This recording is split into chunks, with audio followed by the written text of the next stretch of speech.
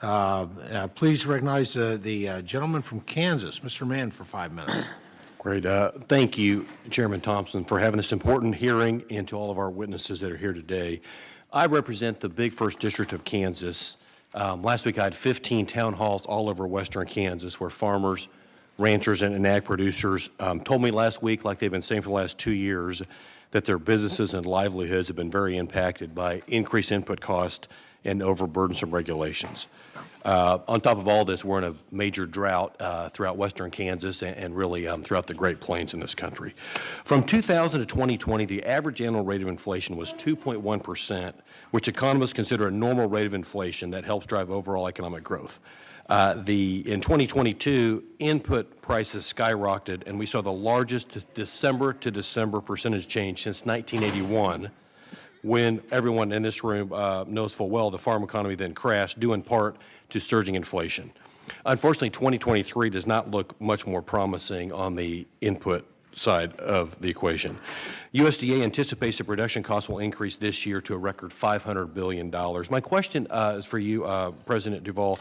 Does the current farm safety net provide adequate risk management to cover these expenses and reflect the risks that our ag producers truly have in modern-day production agriculture?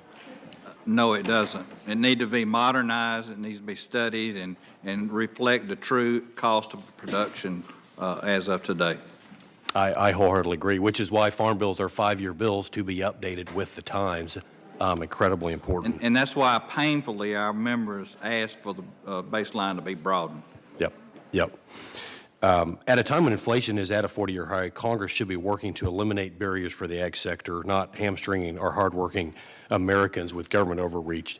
Given all of this, I'm concerned especially with the Biden administration's rulemaking under the Packers and Stockyards Act, including their proposed rules on transparency, inclusive competition, and market integrity. USDA has stated that it is its intent to clarify that parties do not need to demonstrate harm to competition in order to bring an action under Section 202A and 202B of the Packers and Stockyards Act. These rules, if finalized, would profoundly alter the operation of American protein markets and have devastating impacts on the quality, efficiency, and innovation of American animal agriculture. Producers would lose the ability to reap the financial rewards of their superior performance and product, and consumers will be saddled with higher costs for lower quality products. These rules, in my view, are an egregious example of regulatory overreach which will harm producers and consumers. Mr. Brown, if finalized, what effect do you see that these rules will have on the quality of animal protein available to consumers at restaurants and grocery stores across the country? Thank you for your question. I think I could sum it up in one sentence. Basically, what these rules would do is turn any interaction between a processor and a grower into a litigation flashpoint. It's going to add cost, and at the end of the day, it's not going to help our growers. Yep, I agree. And at the end of the day, consumers going to lose as well because they're going to be paying more for a lower quality product. Right. And back to a point I made earlier, you expand the government, taxpayers got to pay for it, and then they get to pay for it again when they go down to the grocery store. Yep. I'm also concerned with the EPA's recent proposed revisions to the interim decisions for atrazine, an important herbicide that corn and sorghum growers in my district and across America rely on to increase yields and implement conservation practices. The decision included a pick list of mitigation measures that EPA developed without feedback from USDA that producers would be required to implement when using atrazine.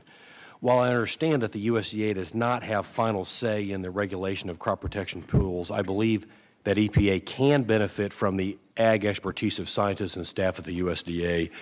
Question for Mr. Twining. How can the EPA and USDA work together to ensure producers continue to have access to the tools that they rely on in modern-day production agriculture?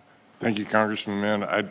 I would say just in general, everybody's got opinions. I'd like to live in a world of facts. And the USDA has several subject matter experts that understand the practical implications of regulation and pesticide management. Currently, my understanding is there is no direct requirement for EPA to coordinate with USDA and when it comes to developing things like mitigation matters. So we would support that requirement and a formal connection between the USDA Office of Pest Management and EPA to make better logical rules.